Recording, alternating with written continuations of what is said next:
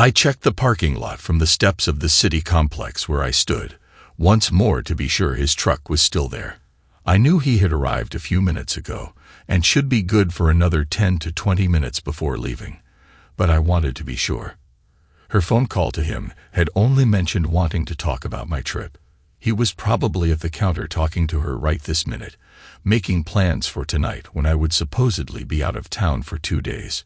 2 days for them to spend time together. Yes, he would stay and talk to her. I was just nervous, and if truth be told, also a little excited.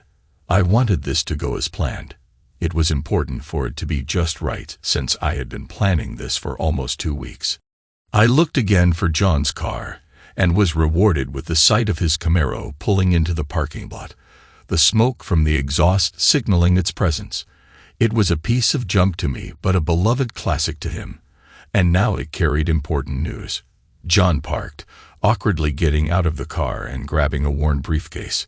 He slammed the door twice to get it to stay shut and walked toward me.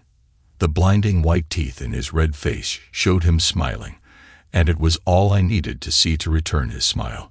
He raised the briefcase triumphantly as he climbed the steps to where I was standing.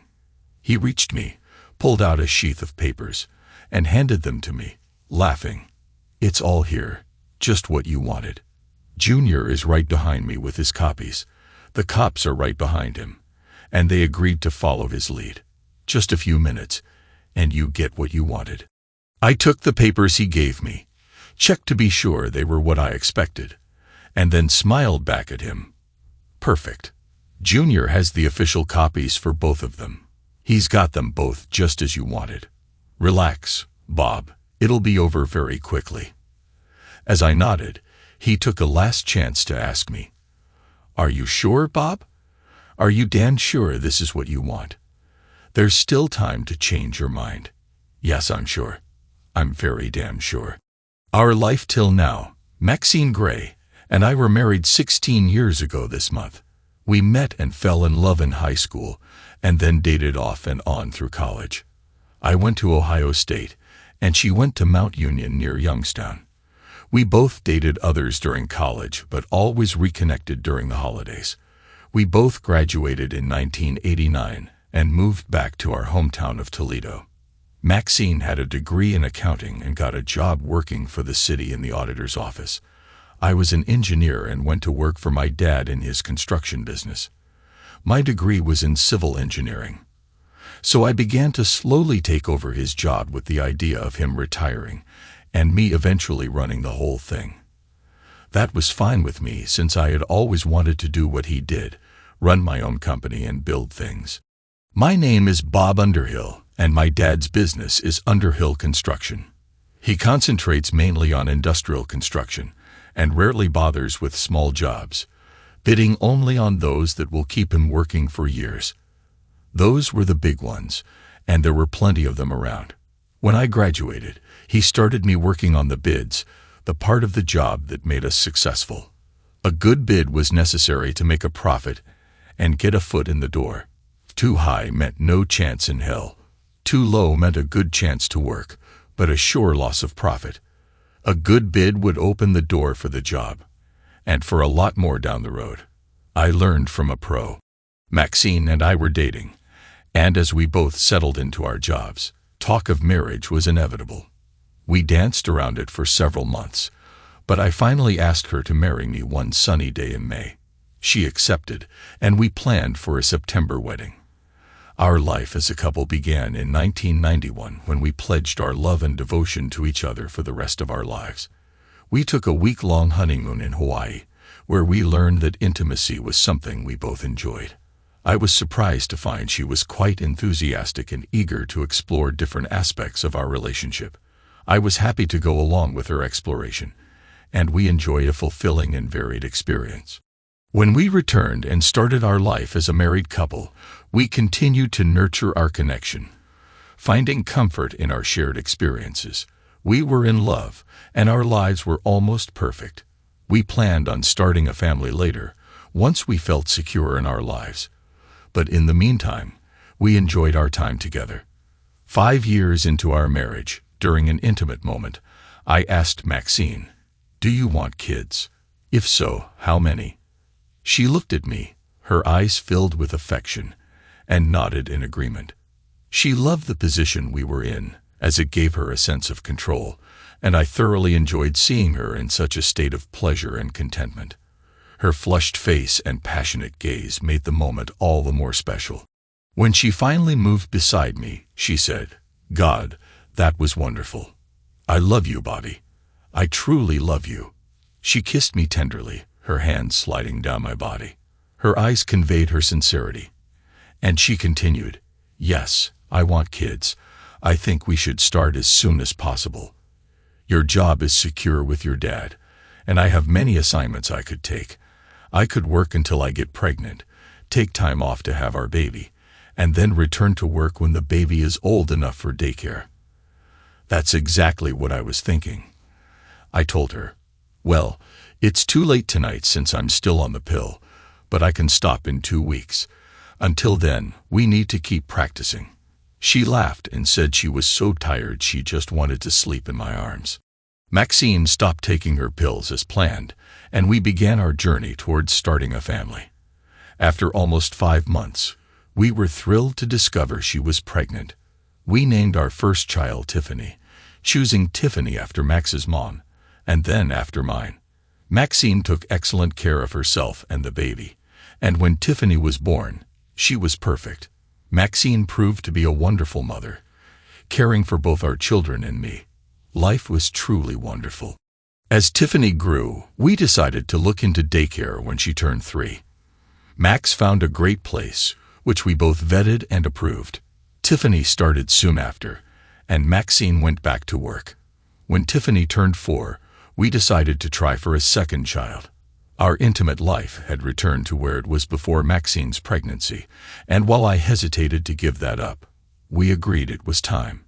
We practiced regularly until Maxine announced she was expecting our second child. I was excited and wanted to enjoy as much time together before she started to feel uncomfortable. We made love often, discovering new things that added to our shared experiences.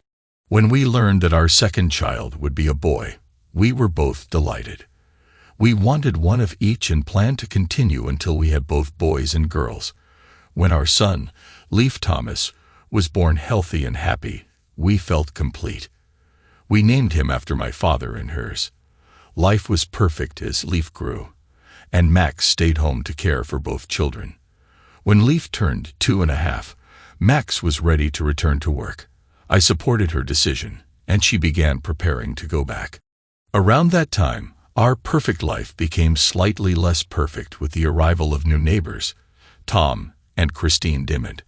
Christine and Max quickly became good friends, though Tom and I never developed a close friendship. Christine and Max became very close, and Christine often visited our home. I had no specific reason, but I felt a sense of distrust towards Christine. Despite this, Maxine returned to work at the city complex in the building permit department, which allowed me to see her fairly often when I went in for permits or other requirements. Life settled back into a comfortable routine, and our love life was fulfilling. We celebrated our 15th wedding anniversary, and things seemed great. Unbeknownst to me, trouble began when Christine encouraged Max and me to host a party to introduce our friends to her and Tom. I agreed to invite some of my construction friends, and Christine had a list of people she and Tom knew. We planned a Saturday afternoon barbecue and sent the kids to Grandma and Grandpa's for the day. The party was a success, and I introduced Christine and Tom to many of my friends. I took the time to include Max since she had not met many of the guests. Things were going well until I noticed Sam Fontaine, a trucking contractor I worked with occasionally. I hadn't invited him, so I wondered how he got here. I wasn't particularly fond of Sam. His reputation for skirting the law was well known, and he had a reputation for being a ladies' man, often pursuing women regardless of their relationship status. I saw him talking with some of the ladies and figured he was likely taking names while he was here. Later, Max came over and pulled me aside, asking, "Who's that good-looking man in the leather jacket and tight jeans?" "He's attractive," I replied. "That's Sam Fontaine." Stay away from him. He's known for pursuing women whether they're married or single. He's quite a piece of work. Why did you invite him if you don't like him? She asked. Max didn't seem to fully believe me, which wasn't surprising since she didn't know him. I started to head back to the grill, but Max insisted. Introduce me and Christine. I want to meet him and see what's so interesting about him. She pulled me toward Christine, and once they were together, she led us to Sam. I had little choice but to follow. Hey there, Bob. Heard you were throwing a party. Connie invited me. Hope you don't mind, Sam said, speaking to me but clearly eyeing Christine and Maxine. His smile was wide, and I felt a surge of irritation, though I had no reason to confront him. Sure, Sam, no problem. I want you to meet Maxine, my wife, and her friend Christine from next door. Ladies, this is Sam Fontaine, I said, making the introductions. I moved away and returned to the grill, watching them from the corner of my eye as I continued to cook burgers and hot dogs while Tom managed the drinks. The party was going well, and I eventually forgot about Sam and the ladies as I became engrossed in conversation. Almost an hour later, Max returned to help with the food. I noticed she kept glancing toward Sam, but thought little of it. As the afternoon progressed and guests began leaving, I noticed Maxine talking with Sam off to one side. They appeared to be engaged in a serious conversation, standing close together. I didn't like that, and called over to Maxine to come help me. Max looked at me, stepped back from Sam, said something more, and then walked towards me. Distracted by another departing couple, I looked back and saw that Sam had left, and Maxine was talking to Christine. The rest of the party went smoothly, and after everyone had gone home, Tom and Christine helped with the cleanup. Maxine was quiet the rest of the evening, focusing on cleaning up leftovers, washing dishes, and filling trash bags with paper plates and cups. I sat down in my chair to relax, my feet sore from standing at the grill all day. I likely fell asleep almost immediately since I don't remember much until Maxine woke me later to go to bed. I followed her, feeling tired but content, and went to bed thinking Max would be as exhausted as I was and would want nothing more than to sleep for hours. However, I was mistaken.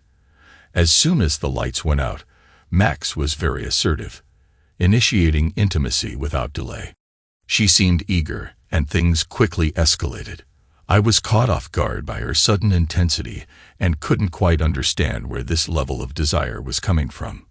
Max's reaction was unusual, and while she often responded passionately to our moments together, she seemed already aroused before we even got to bed, which puzzled me. Afterward, as I lay there, I asked, "Max, what was that all about? Where did that come from?"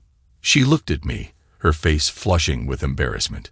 She then slid away, turned her back to me, and sat on the edge of the bed. I was surprised to see that she was crying. I reached out to comfort her, but she stood up and moved away, heading to the bathroom and closing the door behind her. I felt confused and concerned, unsure of how to approach the situation.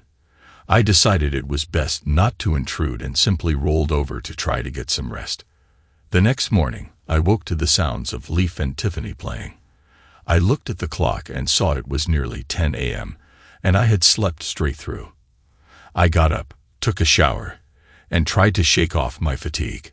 Half an hour later, I went downstairs to find Maxine and Christine sitting quietly at the kitchen table. As I walked in, Maxine stood up to get me a cup of coffee. I sat down, with Christine watching me in silence. Ordinarily, I might have welcomed that, but this morning it felt a bit foreboding. Max placed the cup of coffee in front of me and glanced at Chris, who then stood up and left. Once Chris was gone, Max spoke. "I'm sorry about last night. You must have thought I was out of my mind." "It was a big mistake," she said, moving around the table to sit across from me. "What do you mean, mistake?"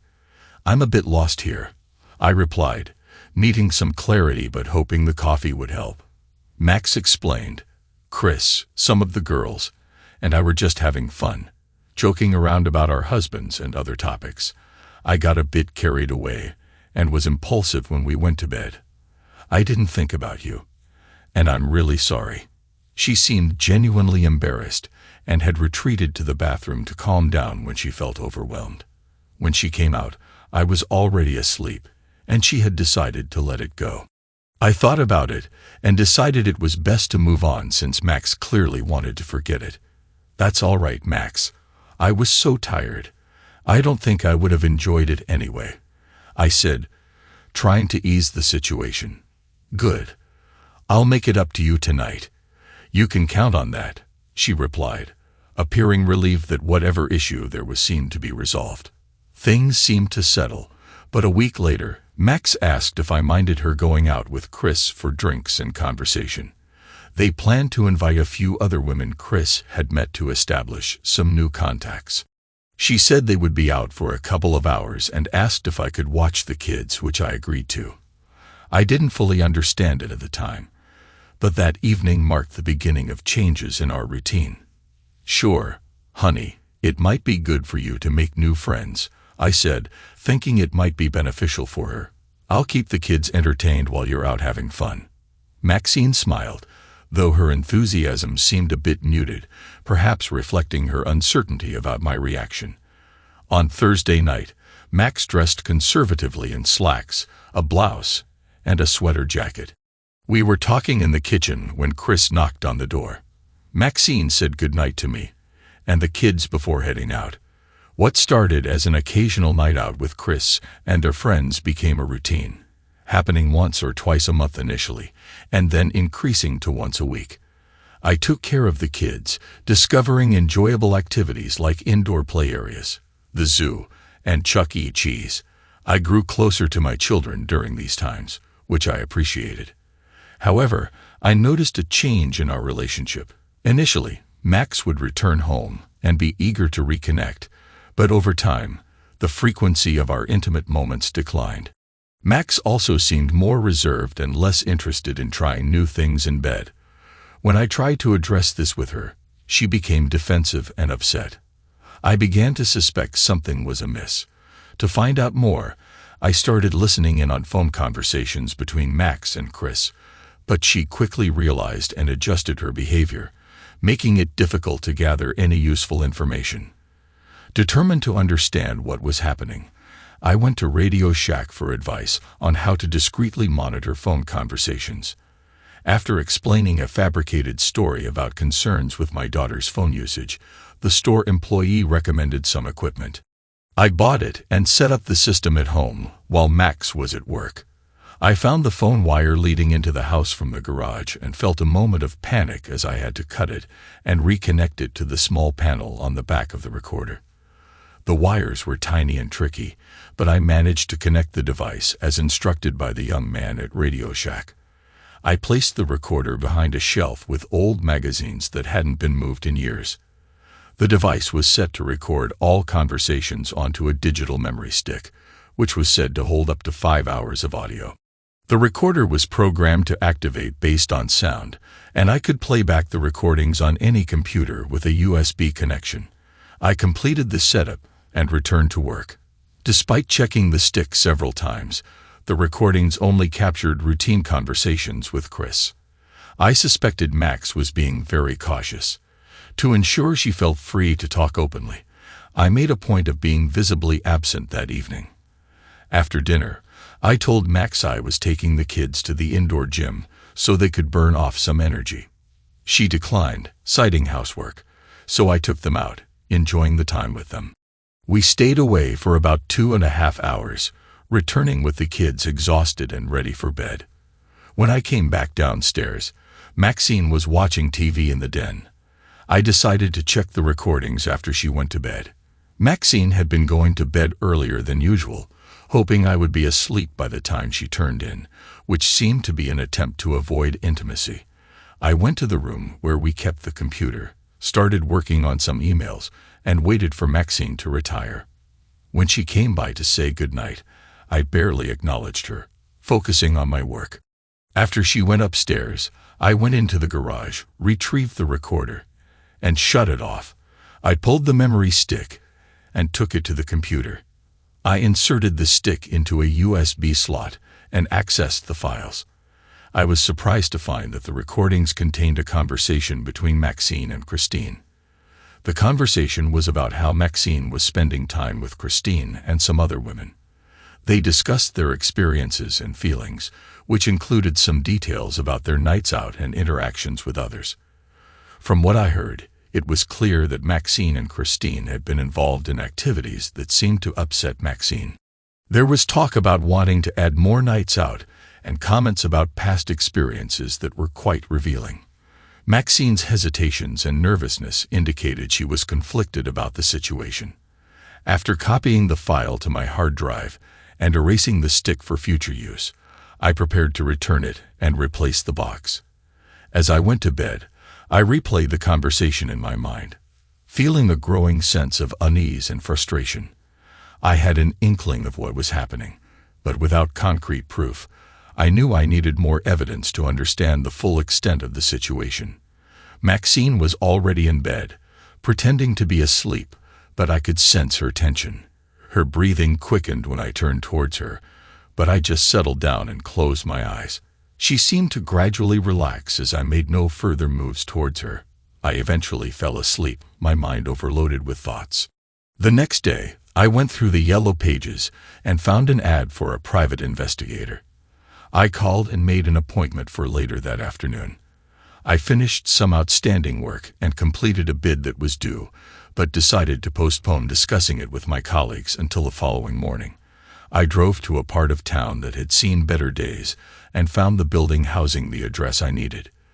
The building was in poor condition, but I focused on my objective rather than its appearance. I entered the office on the second floor, finding an empty desk where a secretary should have been. Instead, there was a small sign directing me to a door further back. I walked over and knocked. "Come on in, it's open," came a voice from inside. The room contained a large man, probably over 300 pounds, who filled the small space. Despite his imposing appearance, his smile was warm and reassuring. I introduced myself and extended my hand, which he shook firmly. I felt a sense of trust in him despite his less than polished demeanor. "You must be Mr. Pattern. My name's John Spaulding and I run this place. Have a seat. As you can see, I need to sit a lot," he said with a chuckle. "Please, call me Bob. Thanks for coming by so soon. What can I do for you?" I outlined my concerns and fears, explaining that I needed proof regarding my wife's activities.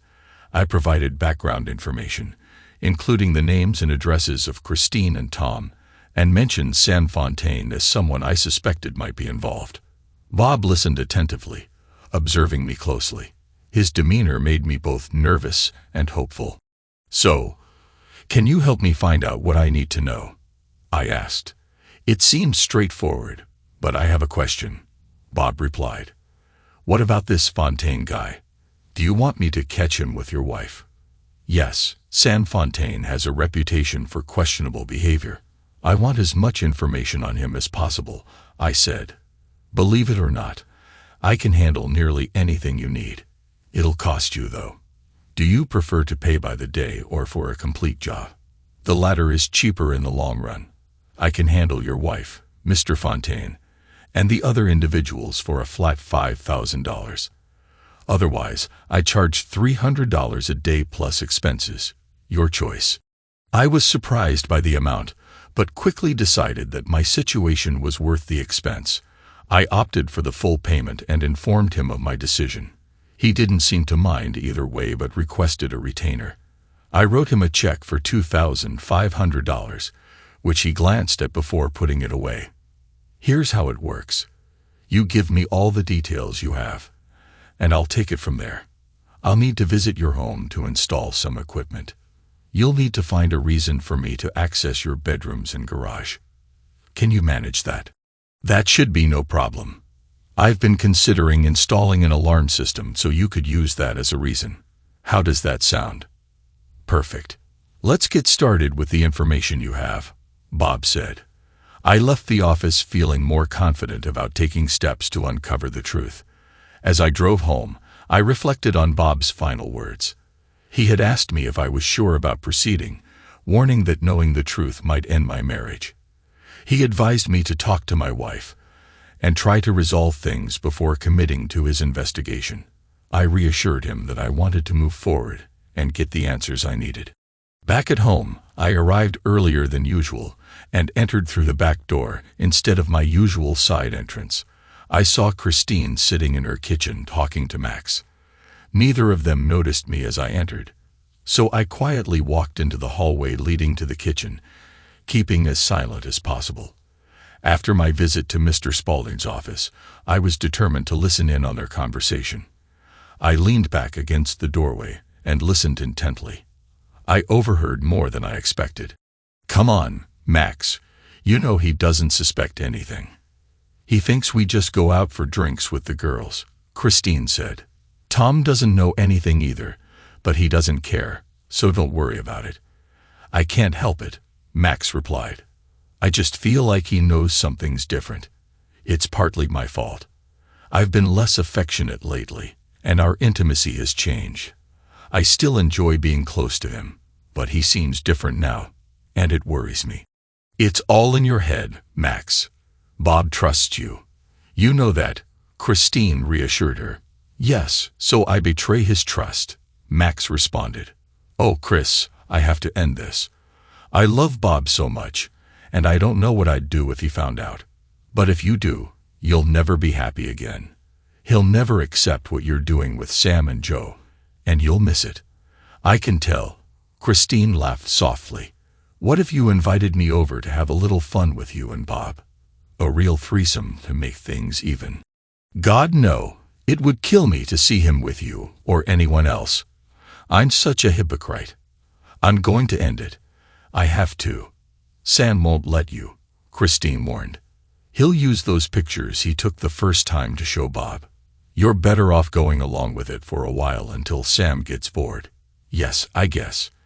It's not like it's a hardship," Max said, her voice tinged with resignation. "I don't know what he does to me, but I can't walk away. I just can't." They both laughed, and I felt sick to my stomach. I quietly returned to the back door, went outside, and then came in through the side door, making my usual noise. Chris patted me on the shoulder as she left, and I watched her go with a sense of frustration before turning back to Max. "Where are the kids? I didn't hear them when I came in." "No, they're with your mother. She wanted to take them out and buy them some new jeans. She's always buying them things. I wish she wouldn't spoil them so much," Max said, her back to me, as she pretended to be washing dishes. I didn't want to continue the conversation, so I just said, "Mom has too much time on her hands since Dad died. You know that." I walked away to change, feeling a surge of anger. In the bathroom, I shut the door, locked it, and sat down. I turned on the water in the sink and let the tears flow. The day had been overwhelming.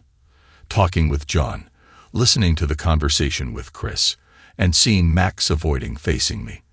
The grief was too much to bear, and I cried for about 15 minutes, like I hadn't since I was a child. I was gasping for breath by the time I stopped, my face wet and sticky. I washed my face and tried to compose myself. When I finally came back downstairs, my mom and the kids were there showing me what they had bought. Tiffany had a new skirt she loved, and Leaf had new tennis shoes that were signed by someone, making them cost twice as much.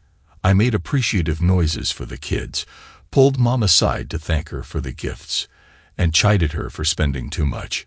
She invited us over for a weekend barbecue, and I promised to check with Max and call her.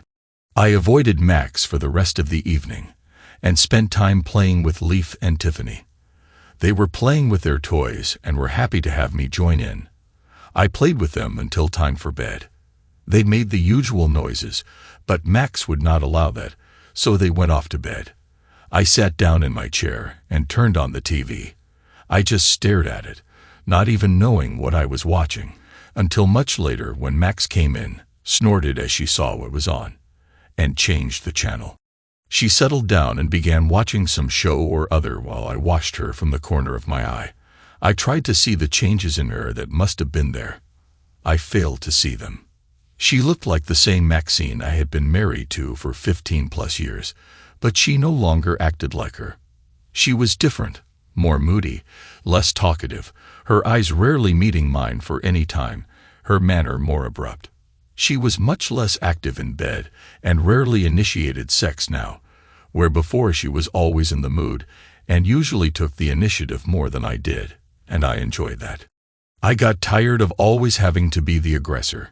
None of that showed when I looked at her from the corner of my eye, and since she no longer trusted herself to look me in the eye, I was unable to see it then. By 11, I was tired, and I needed sleep. Actually, I wanted the forgetfulness that sleep would bring. I told her I was tired and left to go up to bed. I took a shower to wash the stink of cheating off and crawled into bed, sad and depressed. I closed my eyes and sent a prayer to God to make all of this nothing but a bad dream. I closed my eyes and sent a prayer to God to make all of this nothing but a bad dream. I prayed with all I had but felt nothing different. I felt the tears again, but this time I fought them. No more. I was almost asleep when I felt Max climbing beside me. I controlled my breathing to make her think I was asleep and tried not to tense up as she moved against me and put one arm over my hips. I felt her breathe on my shoulder, but stopped any response. She whispered my name, but again I let my breathing continue unchanged. She tried to wake me by moving her body. I began counting to 1,000 by twos and was able to control any response. She finally gave up, rolled over onto her back, and became quiet. I was almost asleep when I heard the soft crying. At one time, that would have brought me out of a sound sleep to rush to her aid. Tonight, it simply made me go cold. The following morning, I mentioned to Max that I had a guy coming to give us an estimate on installing a security system we had talked about for some time. So Max was okay with that. I called John and told him to come ahead, and he said he would be there right after lunch. I told Max I would drive home to let him in so she could stay at work. Now all John had to do was install whatever equipment he needed. I just wanted it done. This was killing me. And so far, I had nothing but suspicions based on conversations between Max and Christine. The next few nights were similar to that night. I resisted Max's advances, telling her I was too tired and too involved in a big new job at work. Since Dad died, I was running the whole company but had trained men to handle the important tasks, leaving me with a lot of time now. I preferred to work rather than spend time with Max, though I didn't share that with her. I either went to bed early to pretend to be asleep when she came up or waited until she fell asleep, and then either slid into bed or stayed downstairs on the couch. My life felt like a living hell, but I had to know the truth. John called on a Friday to inform me that so far nothing had shown up on his equipment. He asked if I could schedule a trip out of town for at least 3 days and nights. I agreed, so he instructed me to set it up. I did as requested, and came home the following Monday night. After the kids were asleep, I told Max about the trip. Max, I need to tell you something. I've got to go out of town for a few days to meet with some clients about a potential job. It's big and could keep the place working for almost a year. I'll fly out tomorrow evening and be back on Friday. I'll just be gone 3 nights. Max looked angry at my words, her expression suggesting she was trying to decide how to respond. For the first time in a while, she looked directly at me. I could sense her anger was justified, which almost made me laugh, but I resisted. Well, it's nice of you to give me a day's notice. What am I supposed to do with Tiff and Leaf? Did you think of that? Max asked. Well, I've been taking care of them on Thursdays when you and your friends go out and stay out until after they go to bed. I work all day, then take care of them at night, but I don't see you doing the same for me. When have I ever asked you to watch them so I could have a night out? I saw the pained look on her face as she realized the position she had put herself in with her complaint. The flush of blood to her face was visible before she turned away. Let her handle that. You're right. I guess I have been unfair to you. I'm sorry. I'll be fine when you go. It's important. I know. Or you wouldn't do it. I'll get your mom to help out. She'll love that. Good. I'm glad you're okay with it. I have to pack tonight, so I'll leave directly from work. I was afraid my sarcasm might start an argument I didn't want to have, but Max didn't seem to notice. That night was the hardest so far. Maxine wanted to be intimate before I left, but I had to plead fatigue and worry. I told her to give me this week to make the decision on the job, and then I would be able to stop worrying and be my normal self. She took it hard, and again I heard her crying after she thought I was asleep. Her tears didn't make any impression on me now. I decided that if I came back, and John told me things were okay, and Max had done nothing while I was gone, I would end this whole thing and try to get my wife back. If John found nothing, that was a big if in my mind.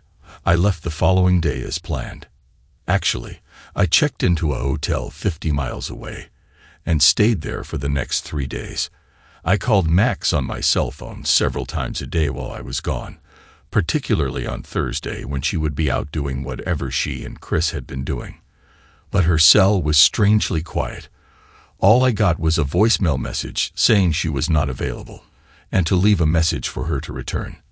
I left a message telling her that she must be doing something very important not to take my call. Maybe I had gone too far, but somehow the anger felt overwhelming. John told me not to call him. He would call me. So I waited and worked on some estimates that were actually fairly significant. The time dragged by. When John finally did call, it was the day before I was to fly home. He wanted me to come into the office as soon as I could. I checked out of my hotel and drove the 50 miles back to see John. I wish now that I hadn't. What he had for me was worse than I could imagine. But now the truth was mine. I knew what she was doing, who she was doing it with, and I was shocked. As I sat in John's office, he showed me pictures of Maxine with Sam Fontaine and another man I didn't know. There were pictures of her with each of them, and in several of the photos, Christine was also present. I saw things I had only dreamed of, things I had never done with Maxine. It made me sick with anger, sick with rage. John said nothing as I ran toward the bathroom to get sick. He sat behind his desk as he listened to me retching into the sink. He stood when he saw me stagger back into the room, my face pale with the remnants of the shock. He sat down as I slumped into the chair. He said nothing as I gathered my courage to ask, "Where were my children? I know these were taken in my bedroom. Where were they?" I feared the answer, but hoped that she wasn't that cruel. "With your mother." "They weren't there," John said. "Rest easy on that. They weren't there." "When did this happen?" I asked.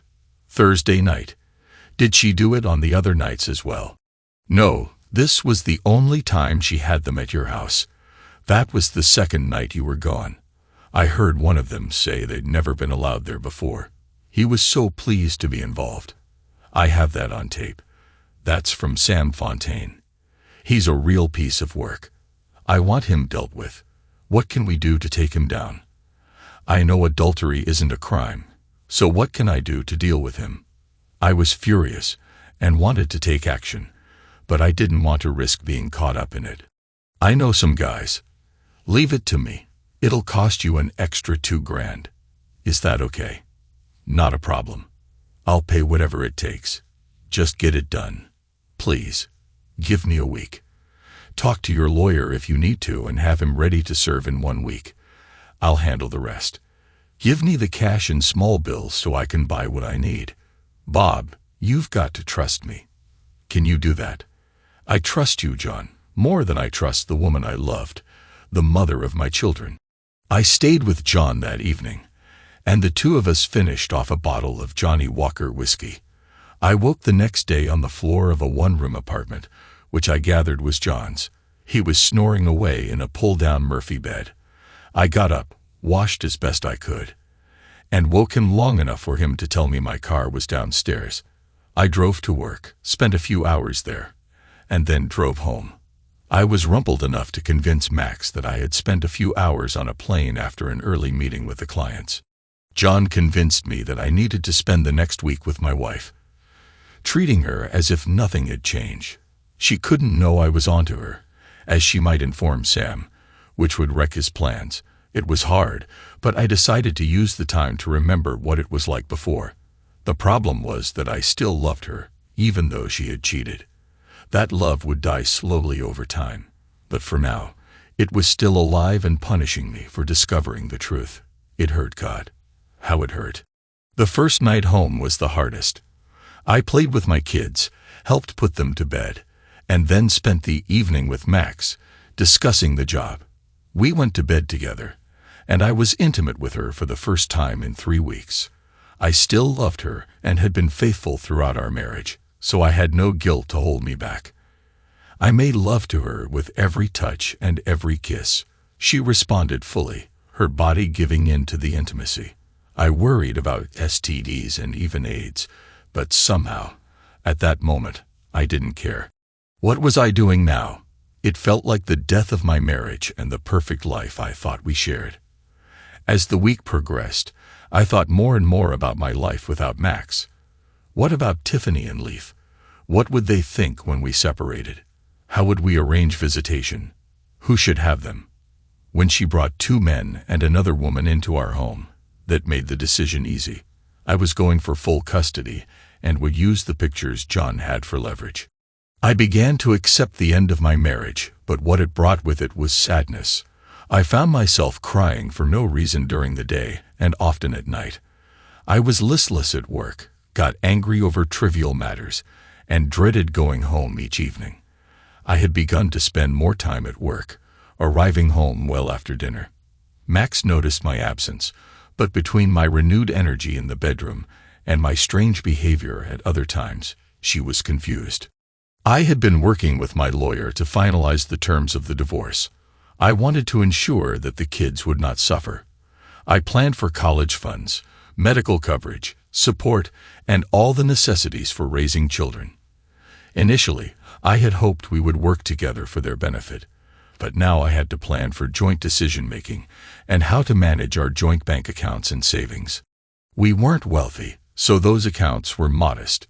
We each had our own 401 plans, and while mine was funded as was my Social Security, I would not accept any claims from her on my investments.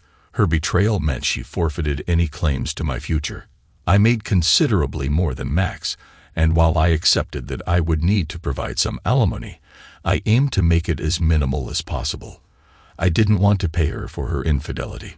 She should work to earn money for her own expenses.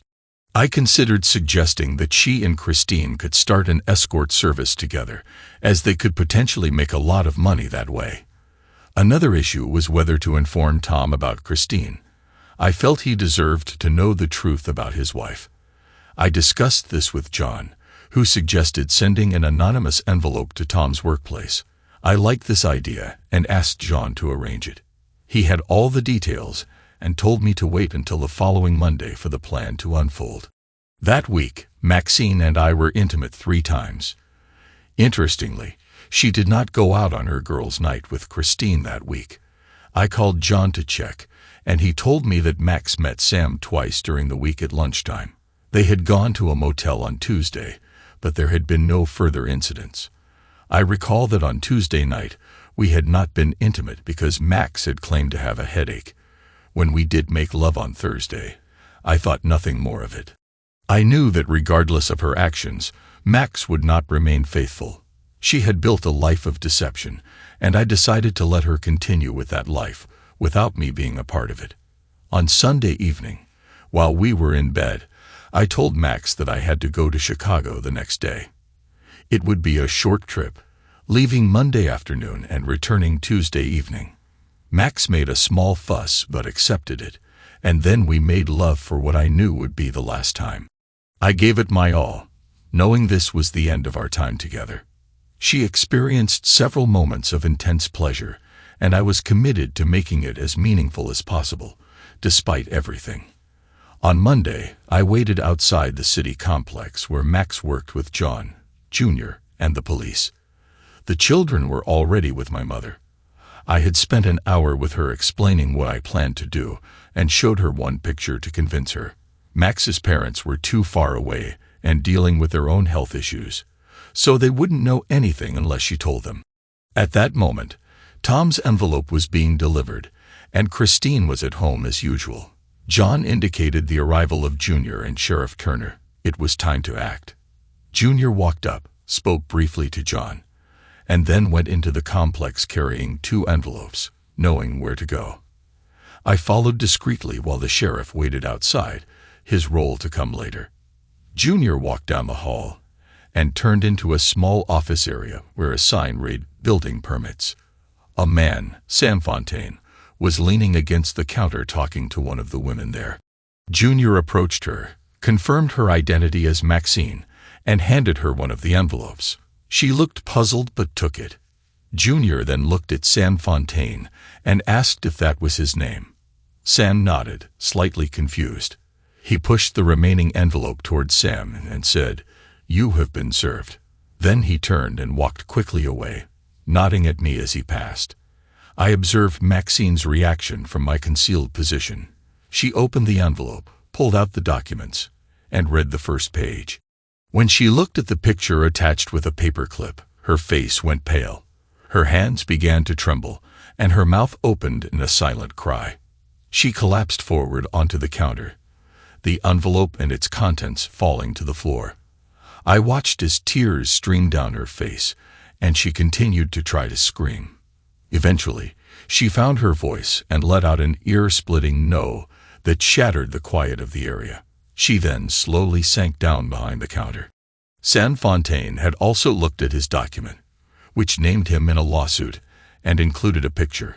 It claimed a stake in his business and had a restraining order barring him from contact with Maxine, my home, or my place of business.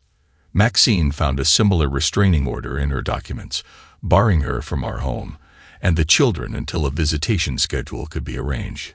Sam's face darkened with anger as he shoved the documents back into the envelope and stormed out of the building. I stayed hidden until he passed, and then followed him at a distance as he exited through the front doors right into the path of the sheriff. I moved quickly to the open door and heard the sheriff say, "Sam Fontaine, you are under arrest for grand theft. Anything you say can and will be used against you in a court of law. You have the right to remain silent and to have an attorney.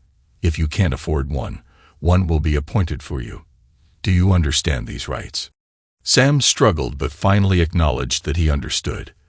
The sheriff and his deputy escorted Sam to their patrol car, and he bumped his head on the doorframe as he was pushed inside. I heard a deputy mutter an apology. John later explained that there had been a series of thefts from local shops, and all the stolen merchandise had been found in one of Sam Fontaine's trucks. The items would be returned to their rightful places. A warrant was issued for his arrest, and one of John's contacts had informed the sheriff of Sam's location. I walked back inside and down the hall to Maxine's section. I stopped at the counter and looked around for her but didn't see her immediately. Eventually, I saw several women gathered around a chair where I assumed Maxine was sitting. I pushed through the group to see Max sitting with her head down and her shoulders slumped into defeat. It was a bittersweet sight, one I wished no one had to see. In a cold voice, suppressing any emotion I felt, I said, "Don't come home tonight. There is a restraining order included with your copies that forbids you from coming anywhere near me, the children, or the house until the court changes the conditions. Let me know where to send your belongings." Max looked up at me, her face pale, eyes bloodshot, and her mouth partly open, quivering. I loved her at that moment as much as I ever had, but I was also sickened by the sight of her. She listened to my speech, and then, with a voice strained and on the verge of collapse, said, "I'm so sorry, Bob. I love you more than my own life. I'm so very sorry." I looked at her, feeling numb after having done what I planned. All I could say was, "So am I." As my control threatened to slip, I removed my wedding ring and dropped it on the floor in front of her. I kept my promises and quickly walked away before I lost my composure, going outside to find John. He was standing in the same spot, watching the sheriff and Junior talking together. They turned, waved, and then left as they drove away. John turned to me and asked, "Well, was that what you wanted?" I looked at him and replied, "Yes, it was, and I didn't enjoy any of it." He wasn't surprised and placed a large hand on my shoulder before walking away. I watched him get into his Camaro and drive off. Less than a month later, Tom and Christine put their house up for sale. The day before the movers arrived, Tom stopped to speak with me. I went outside and stood with him watching Christine direct the movers. He hesitated, then said, "I know it was you who sent me the envelope. Was there more?" He wasn't looking directly at me, but I knew he was waiting for my response. Remembering John's advice, I glanced at Christine, who looked over and met my gaze. Unable to maintain eye contact, she looked away. I decided to tell Tom, "There was more, but I won't give it to you. You need to decide what you want to do. As someone once told me, if this is all you know, there is a chance for your marriage to survive." Tom nodded once, then turned and walked away. I never saw or spoke to either of them again. Sanfontaine was indicted and found guilty of grand theft. Because he refused to admit his guilt, the court sentenced him to 10 years. He began serving his sentence a month ago and continues to claim he had no idea where the stolen items came from. 6 months later, I received the final divorce papers. It was on a Thursday, the same night Maxine and Christine went out for their girls' night out. It seemed like such a small thing to signify the end of so much. Just a set of papers stating that the marriage was dissolved and equitable distribution of assets agreed upon, and that custody of the minor children was to be shared. Just like that, one part of my life was over. I sat in my office and reflected on the end of the last 15 years of my life. Maxine had a small apartment across town and had been seeing the kids every weekend until we finally agreed on shared custody. With the divorce final, I had them during the summer months, and Maxine had them during the school year. To make things easier for the kids, I took over Maxine's apartment, and she moved back into the house with the children. Tiffany was now in 3rd grade, and Leaf was just starting preschool. Mom stayed with me during the summer to help care for them, and also volunteered to assist Max whenever needed, though I was unsure who else Max had to support her. Maxine and I talk occasionally, trying hard not to discuss the past. She still tries to explain what happened, but I get angry when she does, so she eventually stopped. She attempted to talk to me before the divorce was finalized, but I refused.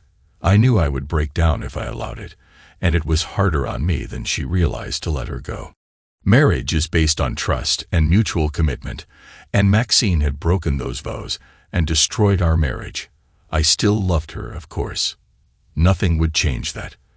Unconditional love seemed to be deeply ingrained in me. Despite everything, I couldn't stop loving her, so I had no choice but to avoid her as much as possible. I look back on our years together and remember the good times, which is easy when I'm with my kids. They represent all that is good and pure. I try not to dwell on the bad.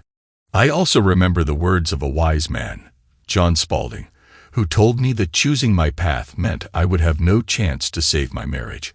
I still wonder why I chose to go this route. What if I had confronted her? What if I had forced her to choose?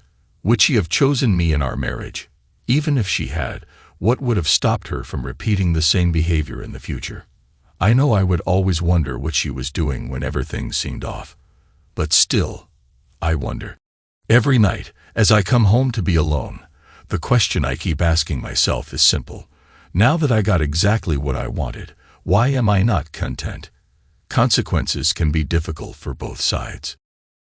Thanks to everyone who took the time to listen to today's stories. If you enjoyed it, please consider liking and subscribing if you haven't already. Feel free to share your thoughts on the events in the comments below. Take care.